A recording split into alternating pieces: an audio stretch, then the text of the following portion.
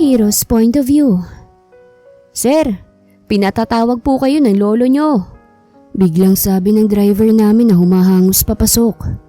Mabilis akong nakaramdam ng kakaibang kaba dahil sa kanyang itsura. Bakit? May nangyari bang masama sa kanya?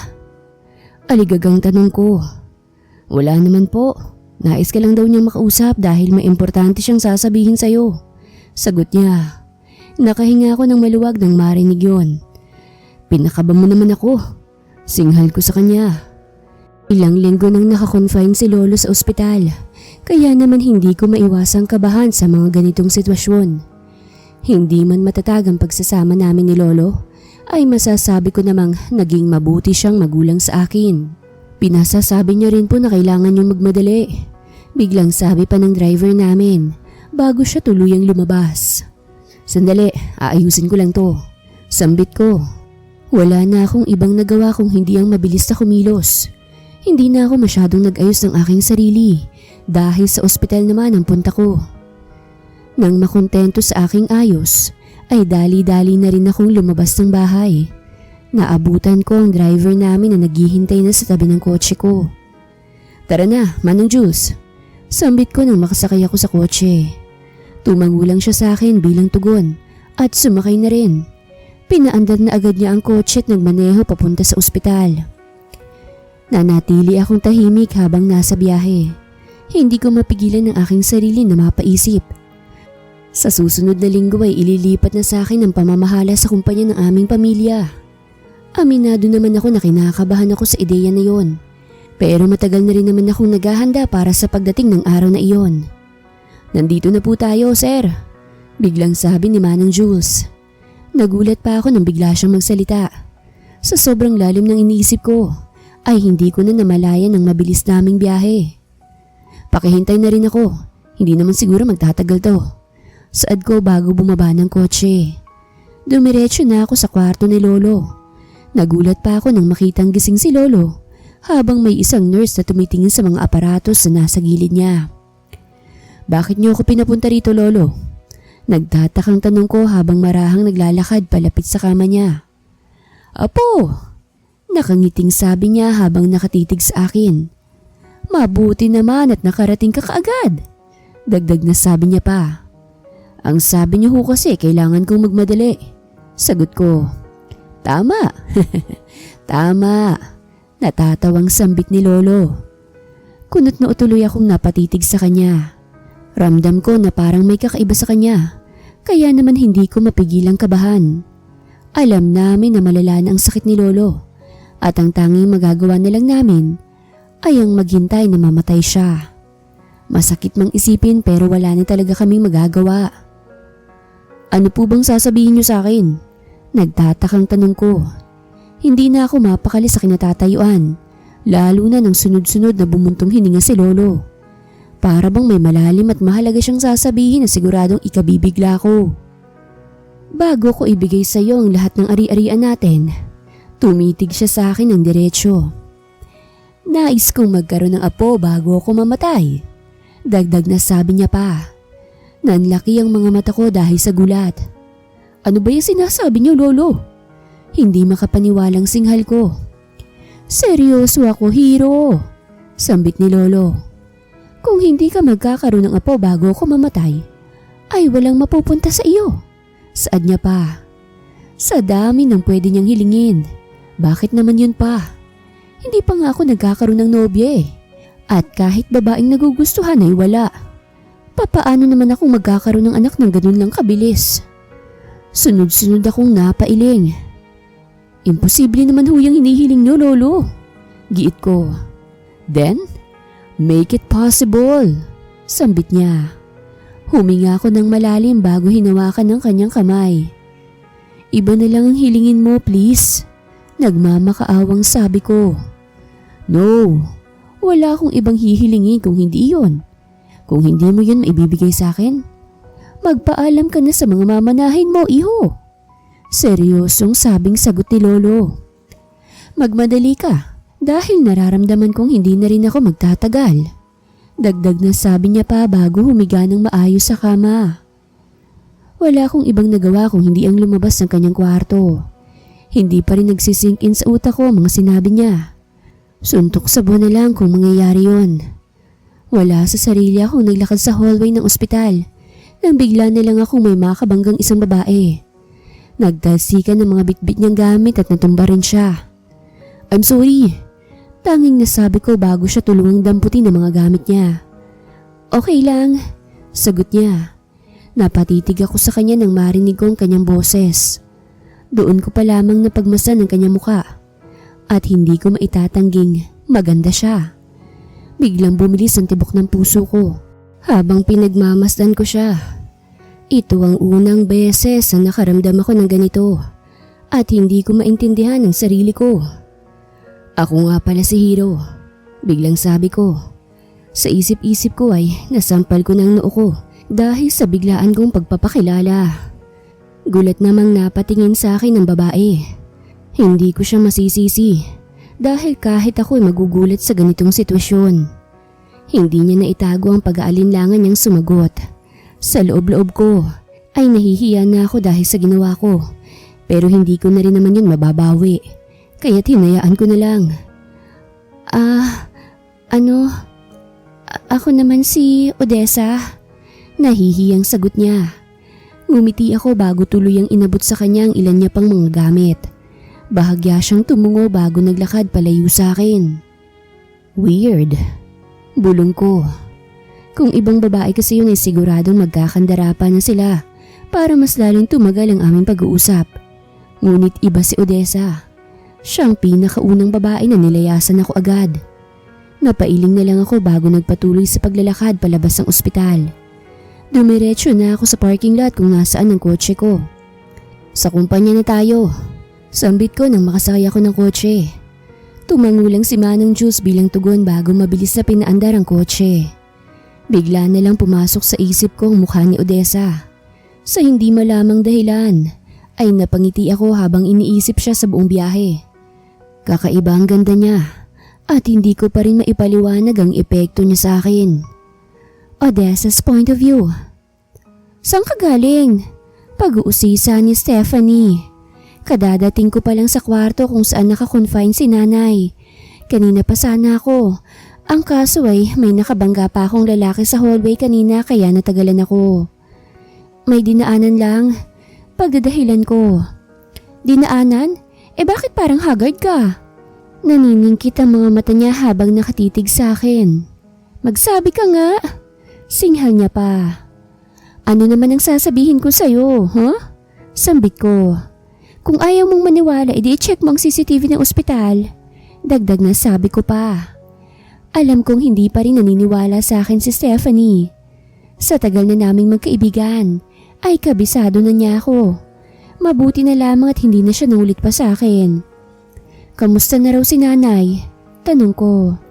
Wala pa ring bago.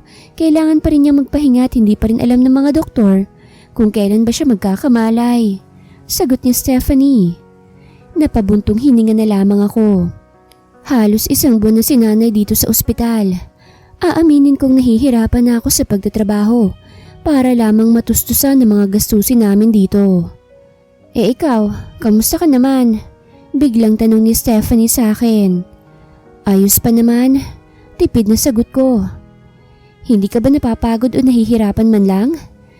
3 trabaho ng ginagawa mo araw-araw. Nag-aalalang sabi niya. Wala na akong oras para intindihin ng mga iyon eh. Kailangan ko ng pera para sa mga gastusin dito sa ospital. Seryosong sabi ko. Napatitig ako kay nanay. Hindi ako dapat panghinaan ng loob dahil kailangan pa ako ni nanay. Kaya kahit wala pang 1 oras ang naitutulog ko sa isang araw ay pinipilit ko pa rin ang sarili ko para lamang makapagtrabaho at kumita ng pera. Pasensya ka na kung hindi kita matulungan sa ganitong bagay ah. Alam mo namang parehas lang tayong gipit. Biglang sabi ni Stephanie. Ano ka ba naman? Naiintindihan kita at hindi naman yun kailangan. Sagot ko. Malaking tulong na nga sa akin ang ginagawa mong pagbabantay kay nanay rito sa ospital eh. Dagdag na sabi ko pa. Nagulat na lang ako nang bigla niya akong yakapin. Alam kong nahihirapan ka na, pero wag ka sanang susuko. Bulong niya. Mabilis na nangilid ang mga luha ko dahil sa sinabi niya. Ngayon lang nagsisink in sa akin ang pagod at pananakit ng katawan ko. Hindi ko na namalayan na tumutulo na pala ang mga luha ko. At nang mapansin niyo ni Stephanie, ay mas lalong humigpit ang yakap niya sa akin. Kung kailangan mong magpahinga, sabihan mo lang ako. Bulong pa ni Stephanie. Napahagulgol na lang ako at hindi na nakapagsalita. Ilang minuto pa kaming nanatiling magkayakap bago ako kumalma. Salamat. Sambit ko sabay pahid ng mga luha sa aking pisngi. Ano ka ba naman? Wala yun. Nakangiting sagot niya. Magpapahinga na muna ako saglit. May trabaho pa kasi ako mamaya. Paalam ko. Tumangulang si Stephanie bilang tugon. Dali-dali akong naglakad papunta sa upuan. Kahit papano'y makakatulog ako rito kahit ilang minuto lang. Hero's point of view. May problema ba? Biglang tanong ni Jiro. Matagal-tagal na rin kaming hindi nagkita. Kaya naman naisipan ko siyang yayain na lumabas.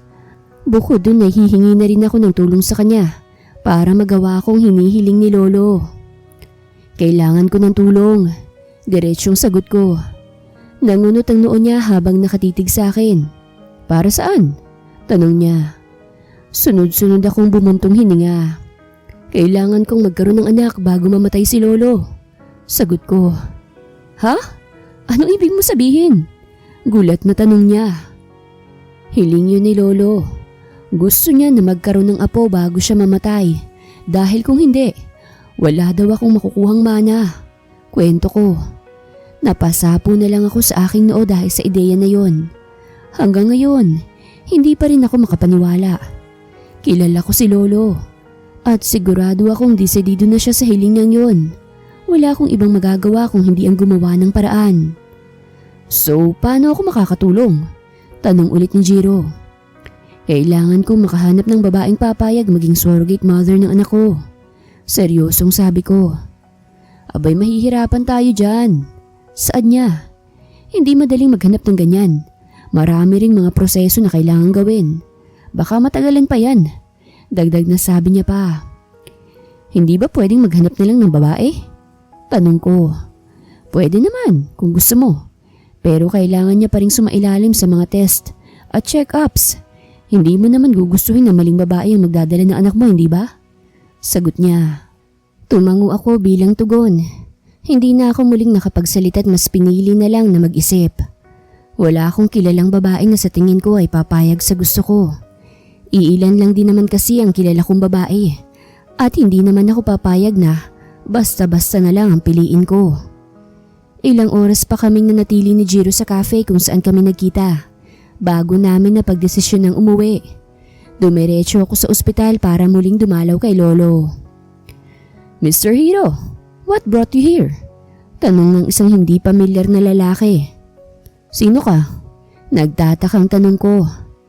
Apo, hayaan mo muna kaming makapag-usap. Biglang sabi ni Lolo. Wala akong ibang nagawa kung hindi ang tumango bilang tugon bago naglakad palabas ng kanyang kwarto. Mukhang mahalagang pinag-uusapan nila. Gustuhin ko mang manatili sa kwarto ay hindi pwede. Ayaw ni Lolo na nakikinig sa mga usapan niya sa ibang tao.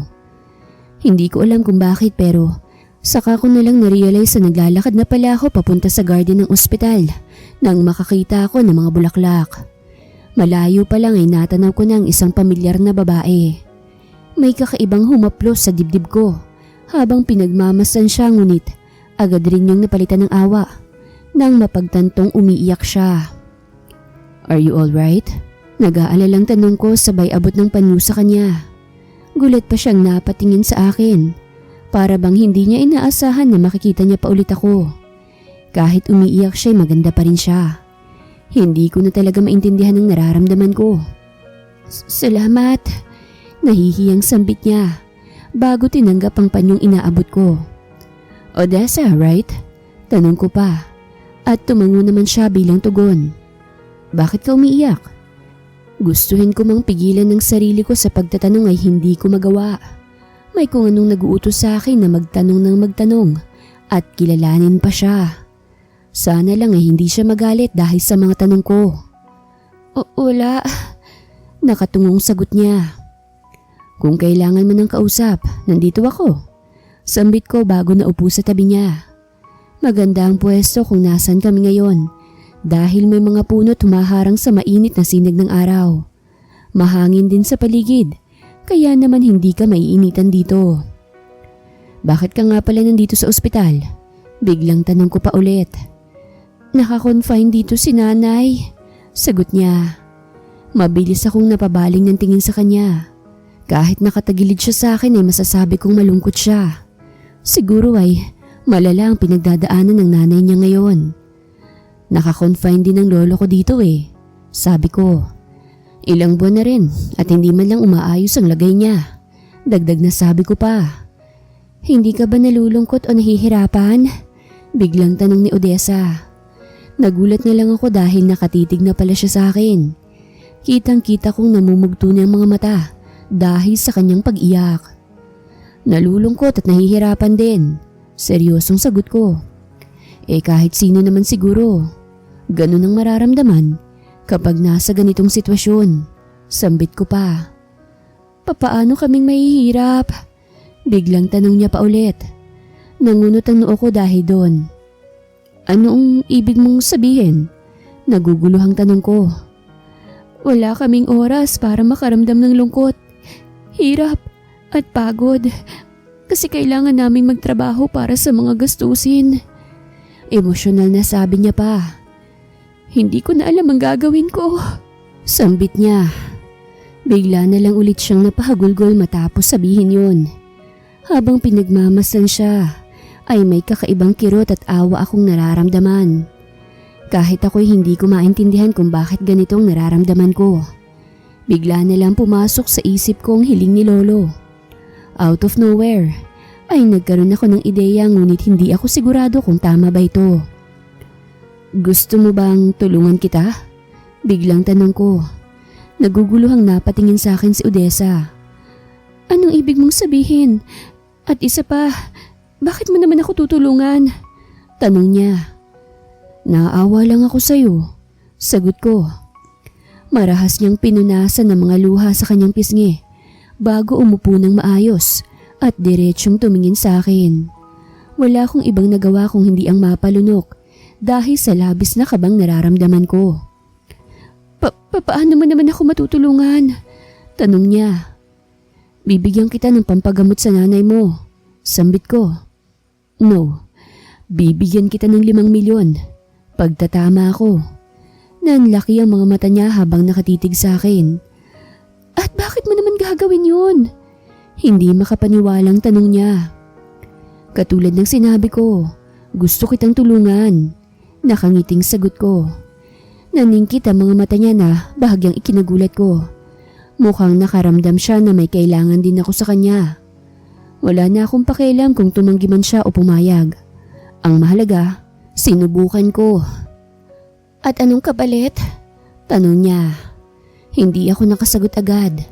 Nanatili akong nakatitig sa kanya habang iniisip kung itutuloy ko pa ba ito.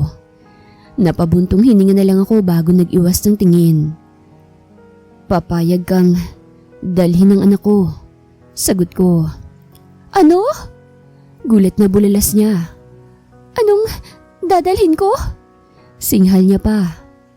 Sandali, huwag ka naman munang magalit. Pag-aalo ko sa kanya. Ang ibig kong sabihin ay, ipagbubuntis mo ang anak ko. Sambit ko pa. Bakit?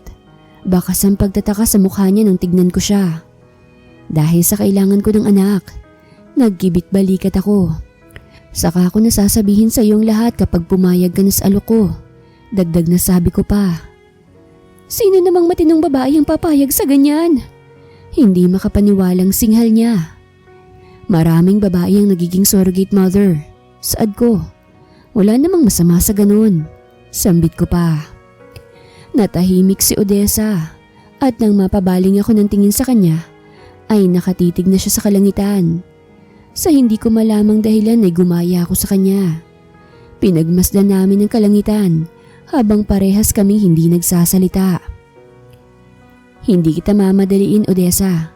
Pag-isipan mong mabuti. Biglang sabi ko bago tumayo. Kapag nakapagdesisyon ka na, sabihan mo lang ako. Inabot ko sa kanya ang calling card ko bago ako naglakad paalis. Hindi ko na kasi gustong nararamdaman ko habang nananatili ako sa tabi niya ay pabilis ng pabilis ang tibok ng puso ko. Umalis na lang ako para hindi na rin niya mahalata yun. Baka kung ano pang isipin niya. Hindi na ako bumalik sa kwarto ni Lolo. Napagdesisyonan ko na lang na umuwi sa bahay para makapagpahinga. Odessa's point of view. Huy, bakit naman tulala ka riyan? Nagtatakang sita sa akin ni Stephanie. Wala, may iniisip lang. Mabilis na sagot ko. Ilang araw nang nakakalipas matapos ang pag-uusap namin ni Hiro.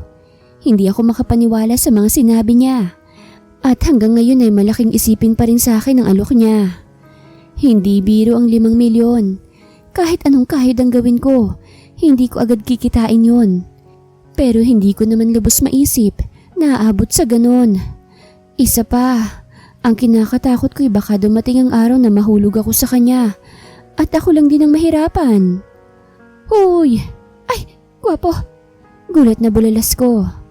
Sinong gwapo? Pag-uusisa ni Stephanie. Bakit ka ba kasi nanggugulat? Inis na singhal ko sa kanya.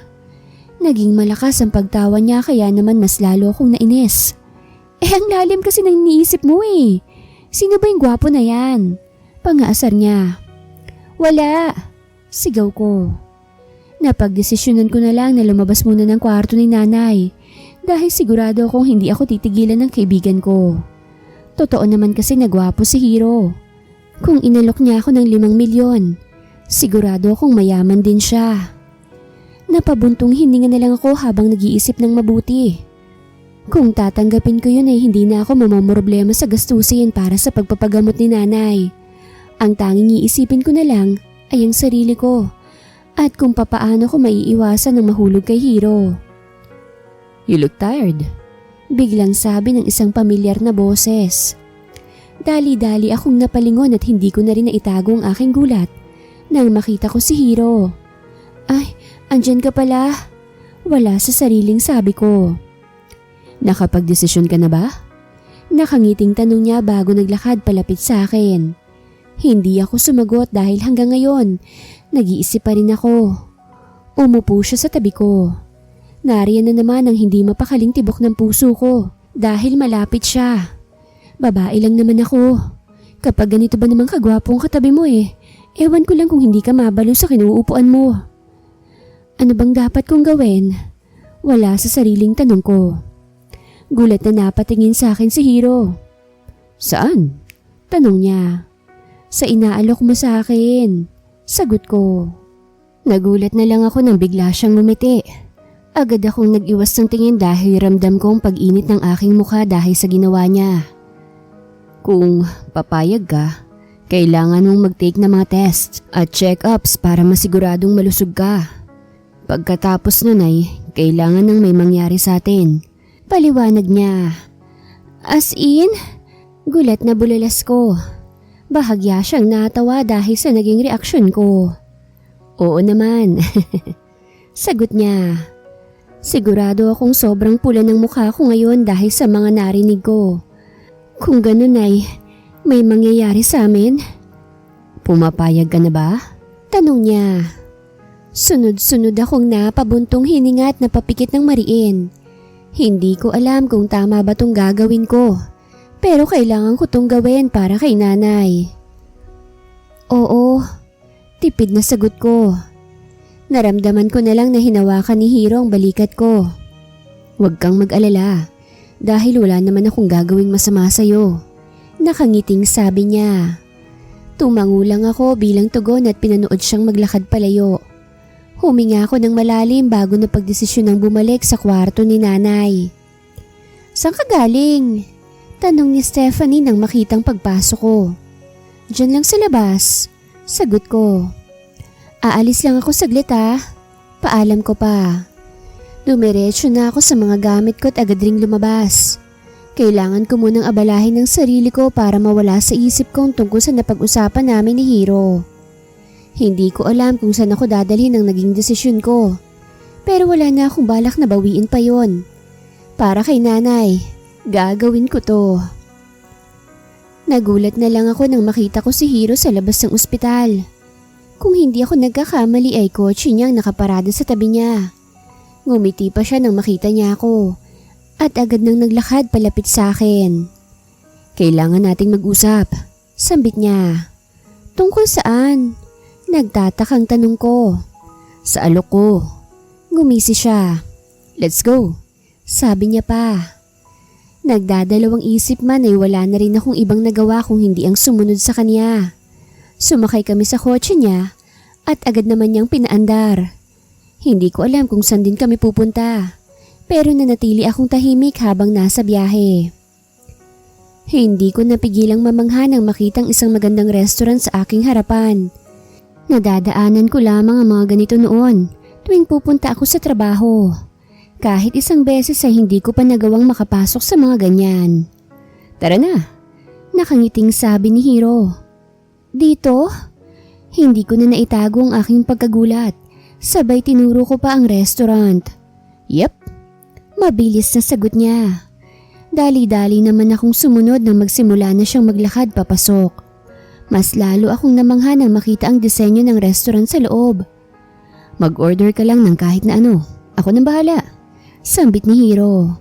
Hindi na, nakakahiya naman. Mag-uusap lang naman tayo eh. Pagtanggi ko. No, I insist, sagot niya. Wala naman akong alam sa mga ganito. Nahihiyang sabi ko. I see. Huwag ka mag-alala. Ako nang bahala sa'yo. Nakangiting sabi niya. Hindi ko napigilan ang aking sarili na mapatitig sa kanya. Kakaiba ang mga ngiti niya at sigurado akong may hindi maipaliwanag na epekto yun sa akin. Mukhang ngayon pa lamang ay pagsisisihan ko na ang gagawin ko. Makalipas ang ilang minuto ay dumating na ang order ni Hiro. Katulad ng sabi ko ay wala akong alam sa ganito. Kaya naman hinayaan ko na lang siyang mag-order para sa akin. Ano bang pag-uusapan natin? Biglang tanong ko. Naging seryoso ang mukha niya nang tumitig siya sa akin. Unang-una sa lahat, gusto ko lang siguraduhin na seryoso ka na sa desisyon mo. Wala na tong atrasan. Sambit niya. Tumango ako. Oo, seryoso na ako. Sagot ko. Good. Ang susunod naman ay ang mga check-ups mo. Hindi naman sa hinuhusgahan kita. Kailangan lang talaga to sa proseso. Wika niya. Pagkatapos nun ay may mangyayari sa atin. Ayaw kung may pagsisihan ka sa mga ito. Kaya naman ngayon pa lang dapat maghanda ka na para doon. Dagdag na sabi niya pa. Napalunok ako sa isiping yon. Agad akong napaiwas ng tingin dahil ramdam kong pag-init ng aking muka. Ni hindi pa nga ako nagkaka-boyfriend tapos ganito na agad ang papasukin ko. May problema ba? Biglang tanong ni Hiro. Napaayos naman ako ng upo bago tumitig sa kanya ng diretsyo.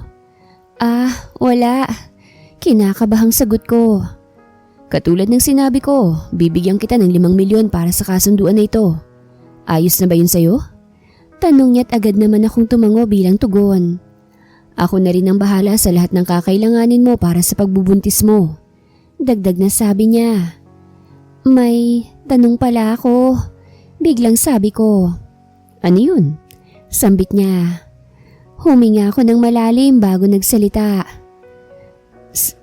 Saan pala ako titira? Tanong ko. Sa bahay ko. Mabilis na sagot niya. Ibig sabihin na hindi ako po pwedeng umalis doon? Paninigurado ko pa. Pwede naman, hindi ka naman bilanggo. Natatawang sagot niya. May mga gusto ka bang puntahan? Tanong niya pa. Wala naman pero kailangan ko lang dumalaw kay nanay sa ospital. Sagot ko. Kapag gumaling na ang nanay mo, pwede mo na rin siyang patirahin sa bahay ko habang nagbubuntis ka pa. Nakangiting sabi niya. Hindi ba parang sobra naman yun? Nag-aalinlangang sabi ko. It's okay. Mas makakabuti na rin yun para hindi ka mapagod sa pagbiyahe. Saad niya. Natahimik na lang ako habang nanatiling nakatitig sa kanya. Mukha naman siyang mabait. Siguro ay hindi niya ako pababayaan. Hindi ko rin alam kung tama ba tong pinasok ko pero wala na tong atrasan. Para to kay nanay, kaya't gagawin ko ang lahat. Ilang oras pa kaming nanatili sa restaurant bago namin napagkasundo ang bumalik na sa ospital.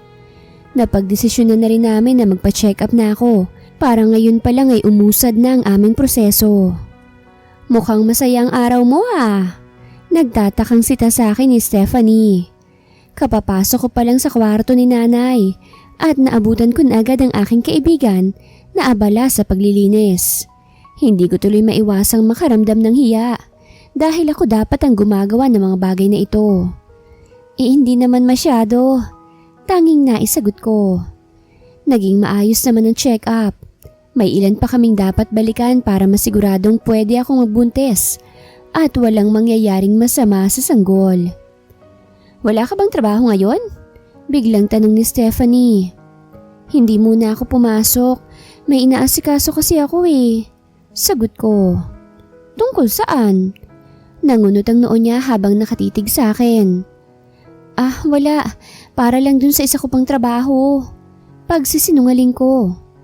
Hindi ko pa maaaring sabihin sa kanya ang tungkol sa napagkasunduan namin ni Hiro. Sigurado akong sasermonan niya ako dahil sa pinasok ko. Wala naman akong ginagawa ngayong araw pero kakaiba ang pagod na nararamdaman ko. Dali-dali akong lumapit sa sofa para mahiga. Magpapahinga lang ako saglit. Wala sa sariling sabi ko. Hindi naman sumagot si Stephanie kaya naman pinilit ko na lang ang aking sarili na makatulog. Hiro's point of view. Ang lawak ng ngiti mo ah. Sita sa akin ni Jiro. Ilang araw ka nang ganyan ah. May nangyari bang maganda? Tanong niya. Huminga ako ng malalim bago tumingin sa kanya. Hindi mo na ako kailangang ihanap ng surrogate mother. Sabi ko. Ha? Bakit? Nagtatakang tanong niya. Nagbago na ang isip ng lolo mo? Dagdag na sabi niya pa. Nakahanap na ako. Nakangiting sagot ko. For real? Gulat na sabi niya. Good for you. Hindi ka na mahihirapan. Sambit niya. Sunod-sunod akong napatango. Siguro'y magandang bagay na rin na nagkakilala kami ni Odessa. Hindi ko naman alam na ganun ang sitwasyon niya. At kusa na lang din pumasok sa isip ko na alokin siya sa aming kasunduan. Ni hindi ko nga naisip na papayag siya dahil kakaiba naman talaga ang alok ko. Hindi ko pa rin nasasabi sa kanya ang tunay na dahilan ko pero hindi pa rin naman siya nagtatanong tungkol dito. Wala naman akong balak na itago sa kanya pero hinihintay ko lang ang tamang panahon para umamin. Saan ka pala nakahanap? Biglang tanong ni Jiro. Sa ospital. Mabilis na sagot ko. May nakilala akong babae doon. Dagdag na sabi ko pa. Mabuti naman at pumayag. Hindi makapaniwalang sabi niya. Sino ba namang hindi papayag sa 5 milyon? Natatawang sambit ko. Seryoso ka ba? Saan niya? Ang laking halaga nun ah. Dagdag na sabi niya pa. Wala akong pakialam sa pera, Jiro. Kailangan ko tong gawin. At kailangan ko itong magawa sa lalong madaling panahon. Habang lumilipas sa mga araw ay mas lalong lumalala ang kalagayan ni Lolo. Hindi ko alam kung hanggang kailan siya magtatagal. Seryosong sabi ko. Siguraduhin mo lang na mag-iingat ka. Sambit niya.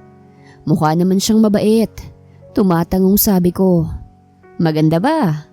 Nakangising tanong ni Jiro. Hindi ko mapigilan ng sarili kong masuntok ang braso niya. Ano ba namang tanong yan? Singhal ko. Nagtatanong lang ako. Wala namang masama dun ah. Giit niya. Saglit akong natahimik.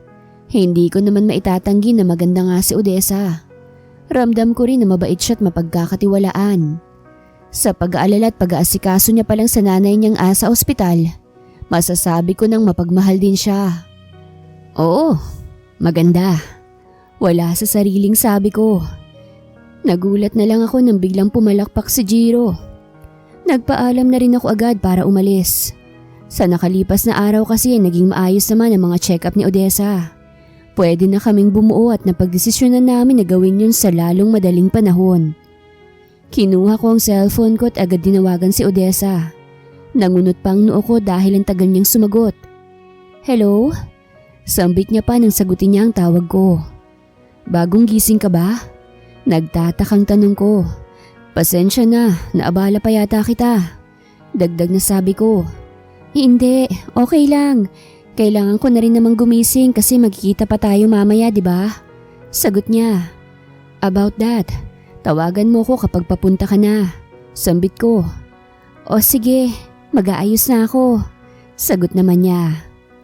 Hindi ko mapigilan ang aking sarili na mapangiti ng mamatayang tawag.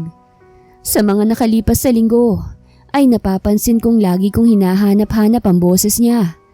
Parang gusto kong lagi siyang kausap o naririnig ang boses niya. Ngayon pa lang ay hindi na maganda ang pakiramdam ko, kaya't dapat kong kontrolin ang sarili ko.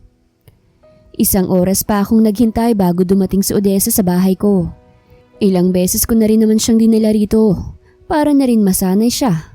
Pero parang hanggang ngayon ay namamangha pa rin siya. Are you ready? Biglang tanong ko habang nakatitig sa kanya.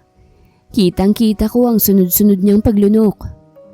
Oo, tipid na sagot niya. Kumain na muna tayo at enjoy ang gabi na ito. Nakangiting sabi ko. Napatigil naman ako nang mapansin ang gulat sa mukha niya. Why? May problema ba? Nagtatakang tanong ko. Seryoso ka ba? Hindi ba tayo diretso sa ganon? Naguguluhang tanong ni Odessa. Diretso saan? Hindi ko napigilan ang aking pagtawa. Odessa, ang pangit naman sigurong tignan kung diretso agad tayo sa ganon. Mas makakabuti kung mag-e-enjoy muna tayo at kumain. Dagdag na sabi ko pa. Tumango naman siya bago tumayo. Dumiretso na kami sa kusina para kumain ng hapunan na pinahanda ko. Ang totoo niyan ay plano ko na talaga to. Ayoko kasing isipin niya na tungkol lang ito sa gagawin namin ngayong gabi. Odessa's point of view. Ilang linggo nang nakakalipas simula nang may mangyari sa amin ni Hiro. Wala akong pinagsisisihan sa gabing yon. Sa unang pagkakataon ay ibinigay ko sa isang lalaki ang aking sarili ng walang pag-aalinlangan. Anong iningiti-ngiti mo riyan? Singhal ni Stephanie na ikinagulat ko. Ano ba? Sigaw ko. Lagi ka nilang nanggugulat. Dagdag na sabi ko pa. Naging malakas ang pagtawa niya habang ako naman ay inis na nakatitig sa kanya. Sa tagal na naming magkaibigan, hindi pa rin ako nasasanay sa ugali niyang yan. Ang lawak kasi ng ngiti mo eh. Gusto ko lang malaman kung bakit. Natatawang sambit niya. Hindi ako nakasagot. Hindi ko alam na halatang halata pa lang pagiging masaya ko. Oo, inaamin kong masaya ako sa tuwing naaalala ko ang gabing pinagsaluhan namin ni Hiro. Hindi na ata yun mawawala sa alaala ko. Napag-usapan na namin ni Hiro na kailangan ko nang manatili sa bahay niya. Hindi ko pa nasasabi kay Stephanie ang tungkol sa amin, pero may naisip na akong ideya. Nakahanap kasi ako ng trabaho. Sambit ko. Gulat siyang napatitig sa akin. Talaga? Mabuti yan. Masayang sambit niya. Paano yung iba mo pang trabaho? Tanong niya pa. Umalis na ako kanina. Kailangan ko kasing manatili sa bahay ng bago kong amo. Sagot ko. Ano bang trabaho yan? Tanong niya pa ulit. Kasambahay. Mabilis na sagot ko. Mas mabuti na rin to. At least maayos at pangmatagalan. Malaki rin ang sahod ko. Dagdag na sabi ko pa. Nagulat na lang ako nang bigla niya akong yakapin. Masaya ako para sa'yo. Sambit niya. Salamat. Sagot ko. Maraming salamat sa lahat ng tulong mo sa akin ha. Sambit ko pa. Huwag ka mag-alala dahil hindi ko pababayaan ang nanay mo. Seryosong sabi niya.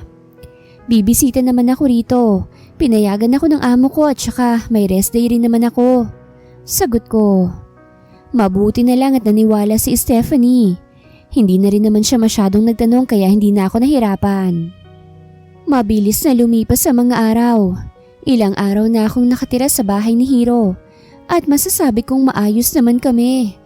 Maasikaso at maalaga siya sa akin, lalo na nang makumpirma na namin ang pagbubuntis ko. Are you okay? Biglang tanong ni Hiro. Hindi ko napansin na nasa kusina na rin pala siya. Hanggang ngayon ay nahihiya at kinakabahan pa rin ako kapag malapit siya sa akin. Kaya naman hindi ako makatingin sa kanya ng diretsyo. Oo, may iniisip lang. Sagot ko. Namimiss mo ba ang nanay mo? Biglang tanong niya. Medyo. Nakatungong sagot ko. Sumama ka sa akin mamaya. Pupunta tayo sa ospital. Sambit niya. Dadalawin ko si Lolo at ipapakilala na rin kita sa kanya. Pwede kang dumaan sa nanay mo. Dagdag na sabi niya.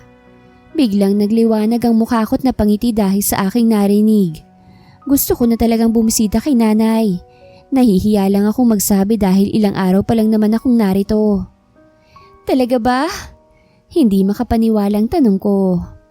Oo, mabilis na sagot ni Hiro. Pero bago yon, gusto ko munang ipaalam sa'yo kung bakit kailangan kong magkaroon ng anak. Seryosong sabi niya. Ramdam ko ang pagbabago ng aura niya. Hindi ko tuloy mapigilan ng kabahan. Pinanood ko si Hiro na umupo sa tapat ko. Napainom pa ako ng tubig dahil sa pagiging seryoso niya. Hiling kasi ni Lolo na magkaroon na ako ng anak. Paninimula niya. Natuon naman ang atensyon ko sa kanya at naghihintay ng mga susunod niya pang sasabihin. Kailangan kong magawa yun bago siya mamatay. Dahil kung hindi, hindi ko makukuha ang mana ko. Pagpapatuloy niya. Ibig sabihin, kaya mo lang to ginawa ay para makuha ang mana mo? Tanong ko.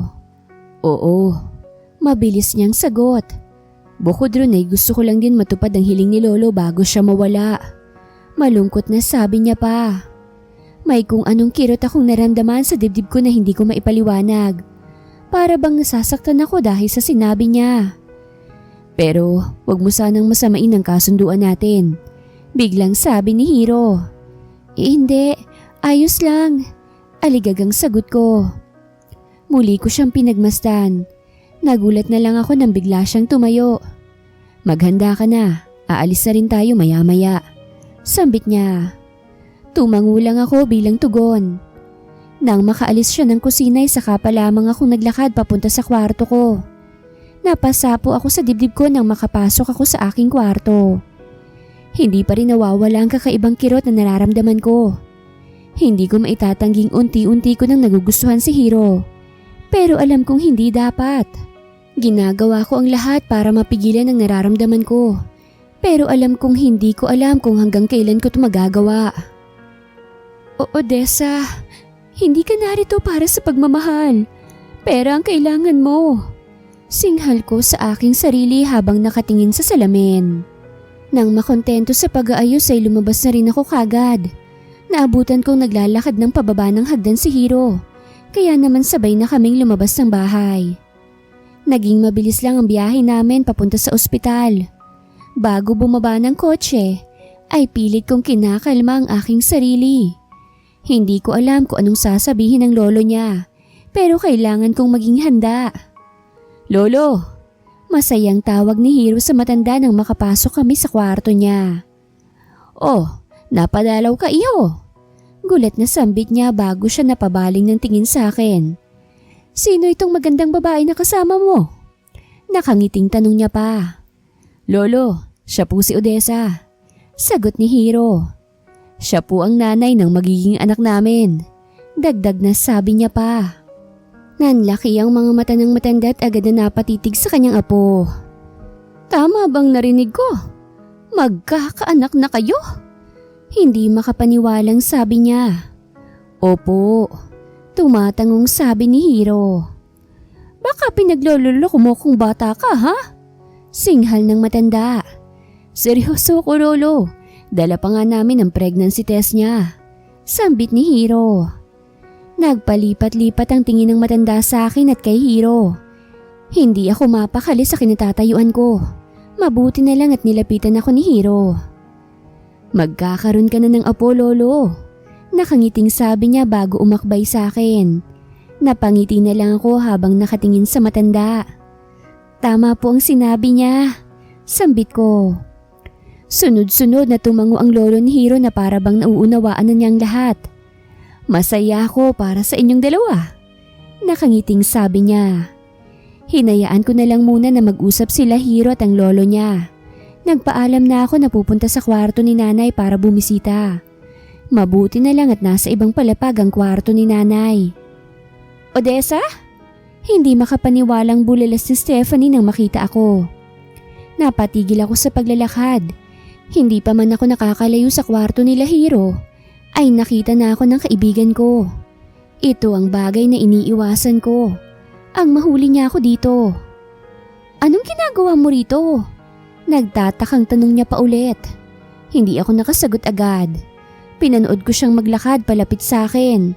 Mas lalo kong kinabahan nang maningkit ang mga mata niya habang nakatitig sa akin. Hindi yan ang kwarto ng nanay mo ah. Sigurado akong hindi mo pa nakakalimutan yon.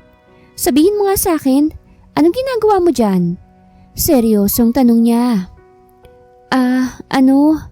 Napakamot na lang ako sa aking batok habang nag-iisip ng idadahilan. Dito nakakonfine ng lolo ng amo ko. Sambit ko. Tinignan ako ni Stephanie mula ulo hanggang paa. Parang tumataba ka. Nagtatakang sabi niya. Mabait kasi yung amo ko. Hindi kami ginugutom. Pagsisinungaling ko. Alam kong malaking pagkakamali ang pagbisita ko rito ngayon. Sigurado akong mahahalata niya mga pagbabago sa akin simula nang mabuntis ako. Pero hindi pa ako handang umamin sa kanya. Bigla na lamang akong nakaramdam ng pangangasim sa lalamunan ko. Bahagya rin akong nahilo kaya naman napakapit ako sa pader na nasa gilid ko. Odessa, ayos ka lang ba? Nag-aalalang tanong ni Stephanie at agad na lumapit sa akin. Para akong masusuka na ewan at hindi ko magawang magsalita. Napatakbo na lang ako papunta sa banyo at doon sumuka ng sumuka. Hoy, ano bang nangyayari sa'yo? Biglang tanong pa ni Stephanie. Ang akala ko'y hindi siya sumunod sa akin. Nanatili pa rin akong tahimik at pinakikiramdaman ng aking sarili. Nang masiguradong maayos na ako, ay saka ko lumingon sa kaibigan ko. Oo, ayos lang ako. Sagot ko. May nakain siguro akong sira. Dagdag na sabi ko. Sigurado ka ba talaga? Tanong pa ulit niya. Oo, mabilis na sagot ko. Tara na kay nanay, kailangan ko siyang mabisita ngayon bago kami umuwi ng amo ko. Dagdag na sabi ko. Hindi na nangulit si Stephanie. Nauna na akong naglakad papunta sa kwarto ni nanay habang nakasunod naman siya sa akin. Hiro's point of view. Mabilis na lumipas sa mga linggo. Kapansin-pansin na rin ang paglaki ng tiyan ni Odessa. Habang tumatagal ay hindi ko na napipigilan ang magkagusto sa kanya. Pero hanggang maaari ay kinokontrol ko pa rin ang nararamdaman ko. Wala yun sa plano at hindi rin yun kasali sa napagkasunduan namin. Napaigtad ako sa gulat nang makarinig ako ng sunod-sunod na katok sa pintuan. Kunot noo kong naglakad palapit dito para buksan. Hiro! My baby! Malakas na sigaw ng babaeng hindi ko na ninanais na muling makita. Catherine? Gulat na bulalas ko. Anong ginagawa mo rito? Tanong ko pa. Ano pa? Di binibisita ka?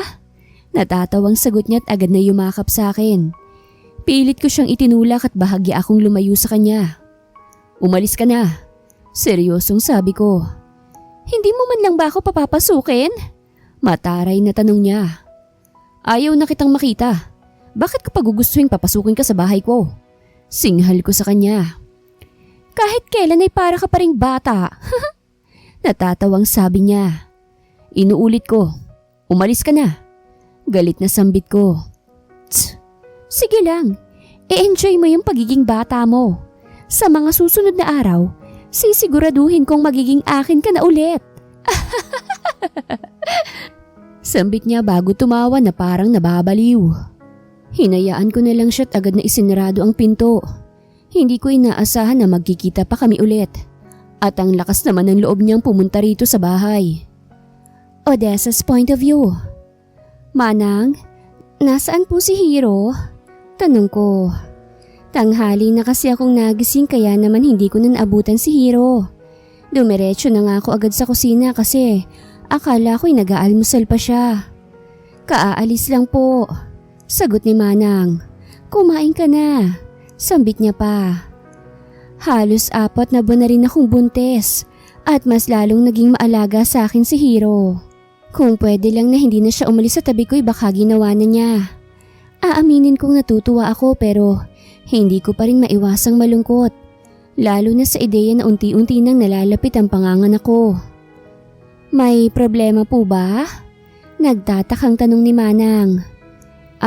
Wala naman po. Mabilis na sagot ko't agad na nagsandok ng pagkain. Hindi ko maitatanggi na may gusto na ako kay Hiro.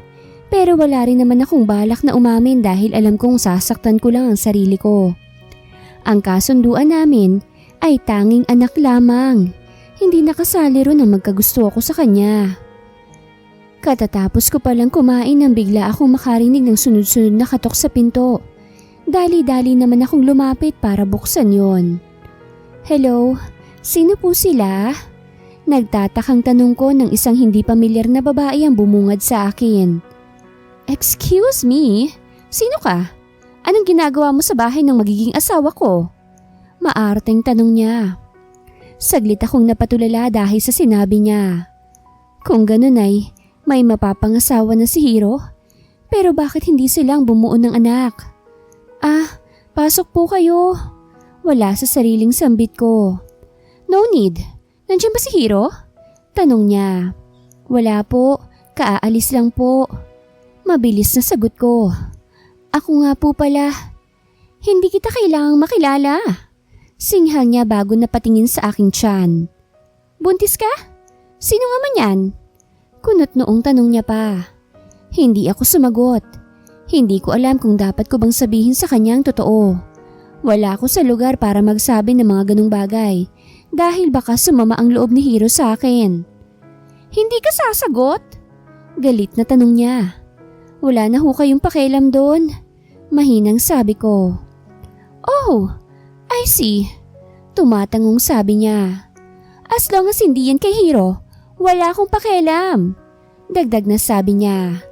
Hindi na ako nakapagsalita pa nang maglakad na siyang paalis, ni hindi ko man lang nalaman ang kanyang pangalan.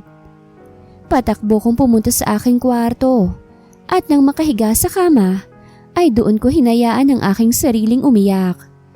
Kanina ko pang pinipigilan ang aking sarili pero ngayon ay hindi ko na kaya. Ang tanga-tanga mo, Odessa! Umiiyak na singhal ko sa aking sarili. Bakit mo kasi hinayaan ang sarili mong mahulog sa kanya? Giit ko pa. Halos humagulgol na ako sa sobrang pag-iyak ko. Ilang oras din ang lumipas bago ko napagdesisyon ng umalis. Hindi na ako nagpaalam at sinigurado kong wala ring makakakita sa akin. Hindi ko alam kung anong mangyayari sa akin sa gagawin kong ito. Pero kakayanin ko. Dumiretso ako sa ospital.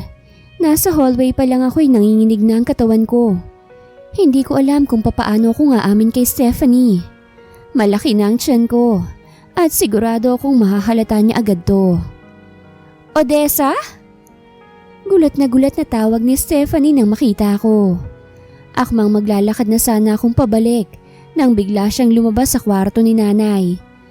Wala akong ibang nagawa kung hindi ang mapatigil sa paglalakad. Huminga ako ng malalim bago dahang-dahang humarap sa kanya. Odessa? Anong nangyari sa'yo? Hindi makapaniwalang tanong niya bago humahangos na lumapit sa akin. Buntis ka? Dagdag na sambit niya pa. Marahan akong tumango bilang tugon habang nagsisimula ng bumagsak ang aking mga luha.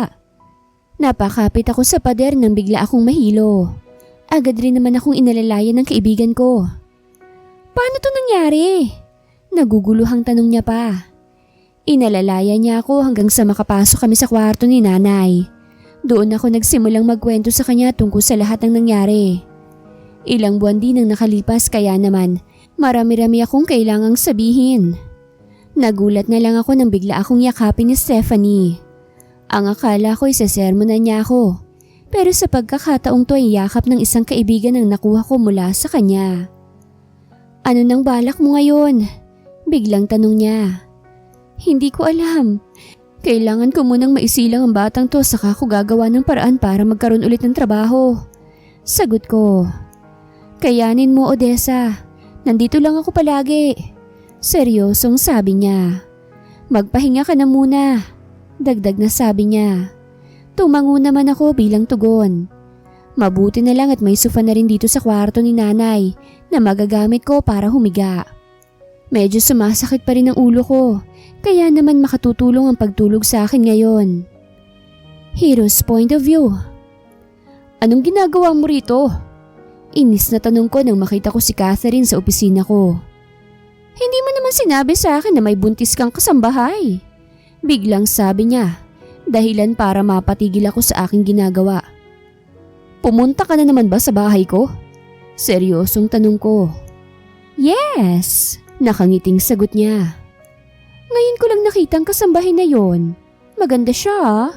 Dagdag na sabi niya. Anong sinabi mo sa kanya? Tanong ko ulit. Hindi ako pwedeng magkamali. Sigurado akong may ginawa na naman si Catherine dahil ugali na niya yon. Relax, wala akong ginagawang masama, okay? Natatawang sambit niya. Masyado ka naman atang kinakabahan, sabi niya. Napakuyom na lang ako ng aking kamao habang galit na nakatitig sa kanya. Ngumisi lang siya sa akin para lalo akong asarin. Okay, bye. Dumaan lang talaga ako rito para sabihin yon. Natatawang paalam niya. Napailing na lang ako nang makaalis siya. Hindi ko alam kung bakit kakaibang kabang nararamdaman ko ngayon. Halos magkarambola ng dibdib ko dahil sa bilis ng tibok ng puso ko. Dahil hindi ako mapakali ay napagdesisyonan kong umuwi muna. Hindi ako matatahimik hanggat hindi ko napapatunayan na maayos lang si Odessa at wala ngang ginawa sa kanya si Catherine. Sir, ang aga niyo ho yata. Gulat na sambit ni Manang na makita niya ako. Nasaan si Odessa? Diretsong tanong ko. Nasa kwarto ho niya, sir. Sagot niya. Dali-dali akong naglakad papunta sa kwarto ni Odessa. Ilang beses pa akong kumatok ngunit wala pa rin nagbubukas ng pinto. Odessa! Tawag ko ngunit wala rin akong nakuhang sagot. Nangunot ang noo ko dahil sa labis na pagtataka. Hindi naman ganito si Odessa noon dahil isang tawag lang sa kanya ay sumasagot siya. Hindi na ako nagdalawang isip na buksan ang pinto ng kanyang kwarto. Nanlaki ang mga mata ko nang makitang wala namang tao sa loob nito. Mabilis akong nataranta bago hinalughog ang buong kwarto. Maging ang mga damit niya ay wala na rin. Manang! Manang! Wala si Odessa! Tarantang sigaw ko bago mabilis na tumakbo pababa sa kusina. Papa! Hindi makapaniwalang sambit ni Manang. Pero kumain pa siya kanina ng almusal. Pagkatapos ay bumalik na siya sa kanyang kwarto. Kwento niya pa. Hindi ko na maipaliwanag ang kabang nararamdaman ko. Sigurado akong may ginawa sa kanya si Catherine, kaya siya umalis sa bahay. Sa ospital, wala sa sariling sambit ko. Palabas pa lang sana ako ng bahay nang biglang magring ang cellphone ko. Dali-dali ko itong kinuha at agad na sinagot. Sir, ang lolo niyo po. Aligagang sambit ng driver namin. Mas lalo akong nakaramdam ng kaba. Hindi na ako nagsayang ng oras at dali-daling sumakay sa kotse ko. Mabilis ang naging pagmamaneho ko hanggang sa makarating ako sa ospital. Tutal ay nasa iisang ospital naman sila Lolo at Odessa. Hindi na ako mahihirapan na puntahan sila. Pero uunahin ko na muna si Lolo. Lolo! Lolo! Tarantang sambit nang makapasok ako sa kwarto niya. Anong nangyari sa kanya? Ayos lang ba siya? Aligagang tanong ko pa. Hinarang na ako ng mga bantay kay Lolo. Wala akong ibang nagawa kundi ang manood sa mga doktor at nurse na sinusubukang i-revive si Lolo. Hindi ko napigilan ang aking pag-iyak. Wala na akong pakialam kahit pa humagulgul ako at makita ng iba. Hindi pa ako handang mawala si Lolo. Pagalingin niyo ang lolo ko. Gawin niyong lahat. Umiiyak na sigaw ko. Napaluhod na ako sa sahig at mas lalong naiyak nang marinig kong isang tunog na nagsasabing, patay na si Lolo. Ilang minuto pang nagpatuloy ang mga doktor para subukang ibalik ang pulso ni Lolo. Ngunit nabigo na sila. We're very sorry, sir. Ginawa po namin ang lahat pero hindi na po kaya ng katawan niya. Sambit ng isang doktor na lumapit sa akin. Nagpatuloy ako sa pag-iyak. Nagulat na lang ako nang bigla akong alalayan ng isa naming tauhan hanggang sa makaupo ako. Hinayaan ko ang aking sarili na umiyak ng umiyak. Sa mga oras na ito'y walang ibang laman ang isip ko kung hindi ang mga alaala namin ni Lolo. Kahit papano, meron naman kaming masasayang pinagsamahan. Odessa's point of view. Nagkatinginan kami ni Stephanie nang bigla kaming makarinig ng katok sa pinto. May bisita ka ba? Nagtatakang tanong niya. Wala ah. Mabilis na sagot ko. Sigurado kaming hindi doktor o nurse ang kumakatok dahil kaalis lang nila kani-kanina lang. Kunot-noo kong pinanood si Stephanie nang tumayo siya at naglakad palapit sa pinto. Anong kailangan nila? Nag-aalin lang ang tanong niya. Nandyan ba si Odessa? Tanong ng isang pamilyar na boses ng lalaki. Napabaling ng tingin sa akin si Stephanie. Nanlaki ang mga mata ko nang marinig ang boses na yon. Hindi ko inaasahan na ganito niya ako kabilis hahanapin. Pasok ka. Biglang sabi ni Stephanie na mas lalong ikinagulat ko.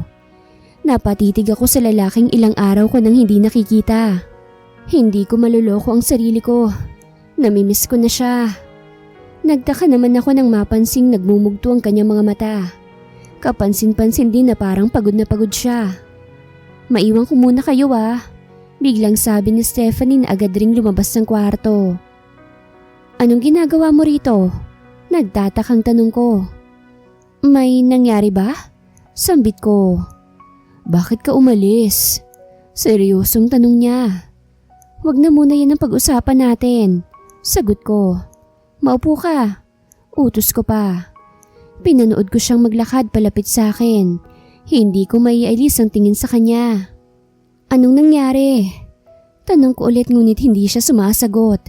Nakatungo lang siya habang sunod-sunod na humihinga ng malalim. Alam kong may nangyari dahil halata sa namumugto mong mga mata. Sabihin mo na. Seryosong sabi ko. Nagulat na lang ako nang bigla siyang bumaling ng tingin sa akin at nagsimulang umagos ang luha sa kanyang mga mata. Wala na si Lolo. Malungkot na sabi niya. Dali-dali akong lumapit sa kanya at hindi ko na napigilan ang sarili ko na yakapin siya. Hinayaan ko siyang umiyak na umiyak habang nanatili akong nakayakap sa kanya. Nang kumalma siya'y kusa na rin siyang bumitaw sa yakap ko. Bakit ka ba biglang umalis? Biglang tanong niya. Agad naman akong napaiwas ang tingin. Ang akala ko pa naman ay makakalusot na ako. Hindi pa rin pala. Ayoko sanang pag-usapan munang tungkol doon, lalo na't may pinagdadaanan din si Hiro. Please, tell me. Nagmamakaawang sabi niya. Huminga ako ng malalim. Dahil nakilala ko ang babaeng mapapangasawa mo. Pag-amin ko. Ha? Ano bang pinagsasasabi mo? Wala akong girlfriend. Mapapangasawa pa kaya?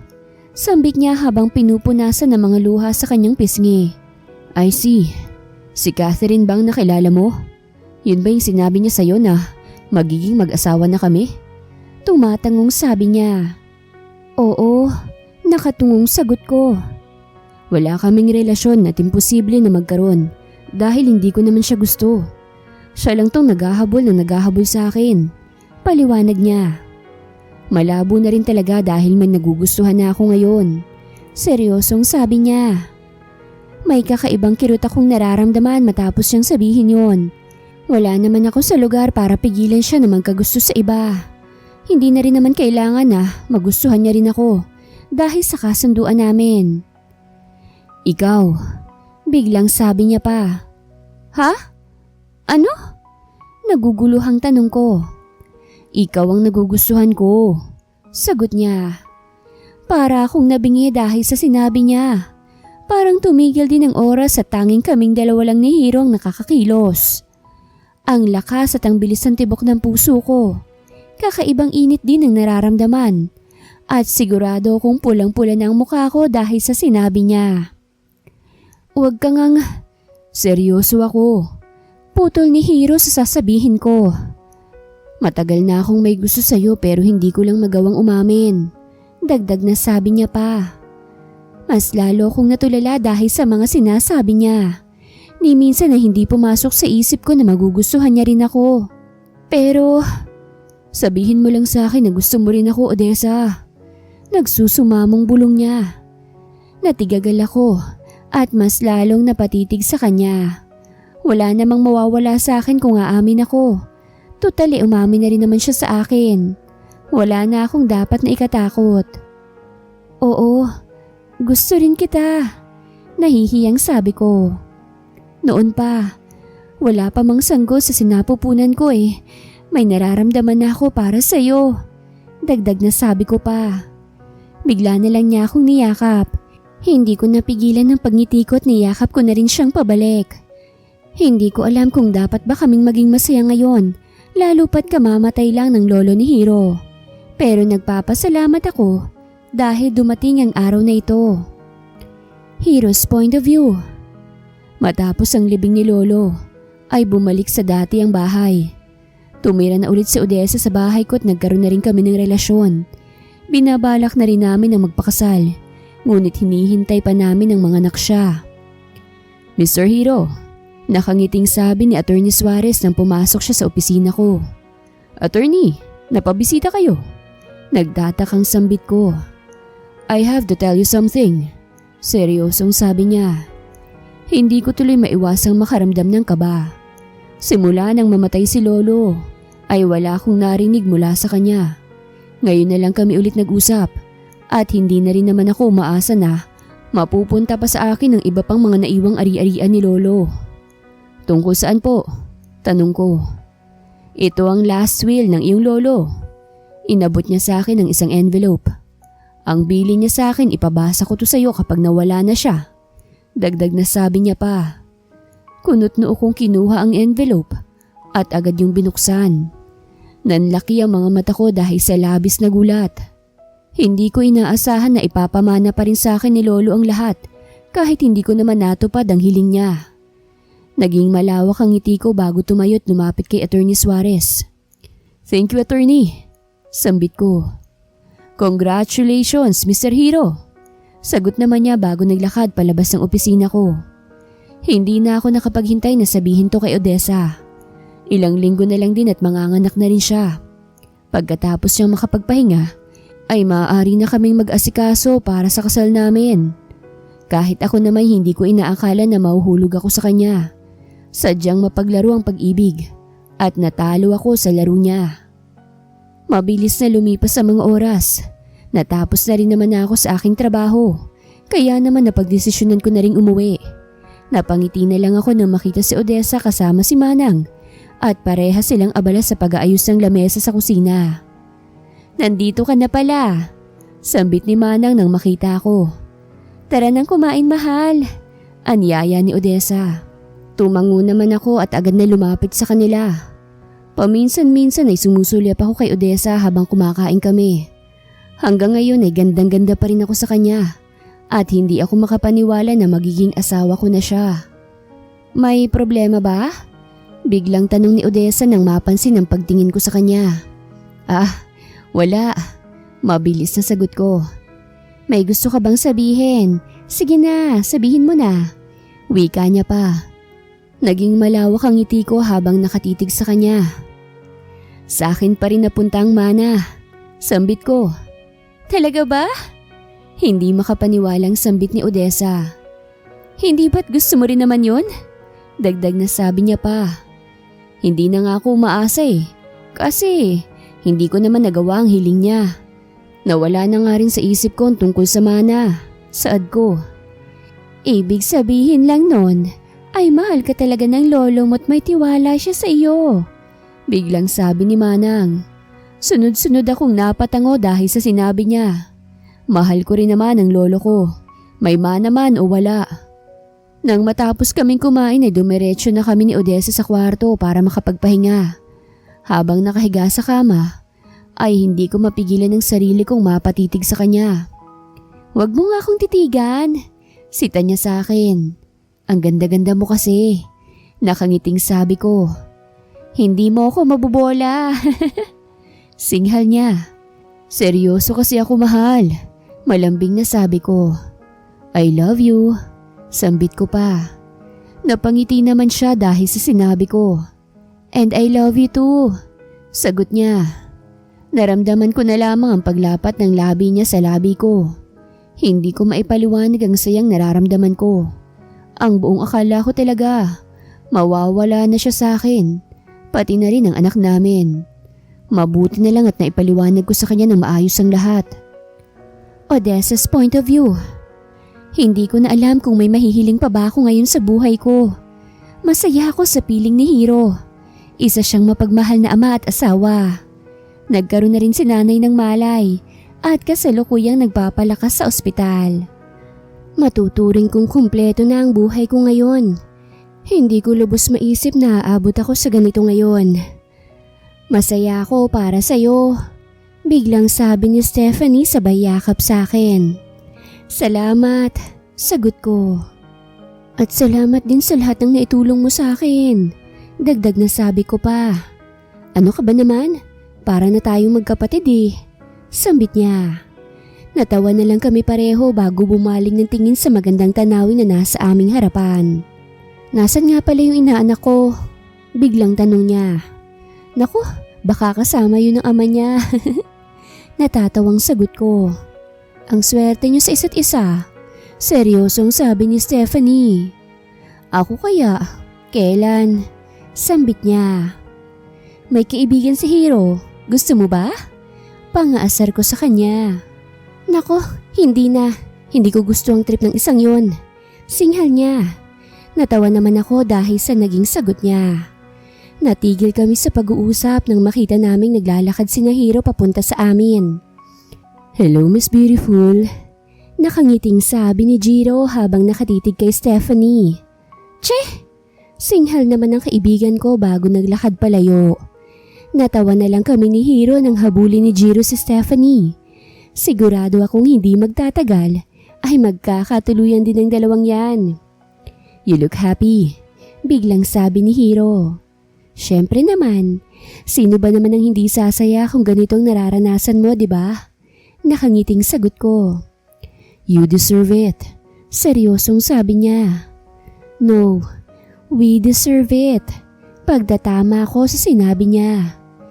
Naramdaman ko na lamang ang pagyakap niya sa akin dahilan para mapangiti ako. Hindi ko naman mararanasan ang lahat ng ito kung hindi dahil kay Hiro. Kaya't malaki ang pasasalamat ko dahil nakilala ko siya. Thank you for loving me and choosing me. Mahinang bulong niya. Hindi ko inaasahan na magmamahal ako ng ganito. Ani niya. Sa ganda ko ba namang to? Biro ko sa kanya na agad naman niyang kinatawa. Seriously, ako nga ang dapat na magpasalamat sa'yo. Kasi sa'yo nagsimula ang lahat.